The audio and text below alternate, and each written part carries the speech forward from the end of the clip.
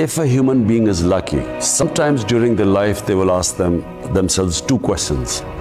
One, what is the purpose of my existence? And two, what happens to me after I die? And if they are luckier, they will find the answers in spirituality. Because science does not answer these two questions. In the spiritual world, it is not that I should live as a selfish life, which is what, if I wanted, I could have lived a very comfortable, selfish existence. In the spiritual world, you are responsible. The more the Almighty gives you, the more responsibility you have towards other human beings. Hence, my life turned from first to build a hospital for poor people, and then to enter politics and build a welfare state.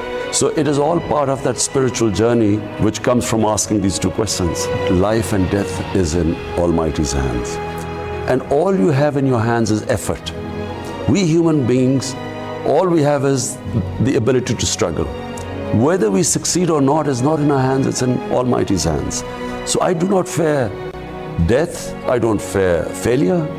All I know is that I will try my best. And once I've tried my best, I leave it to the Almighty. So whatever is His decision, I'll accept it as the will of God.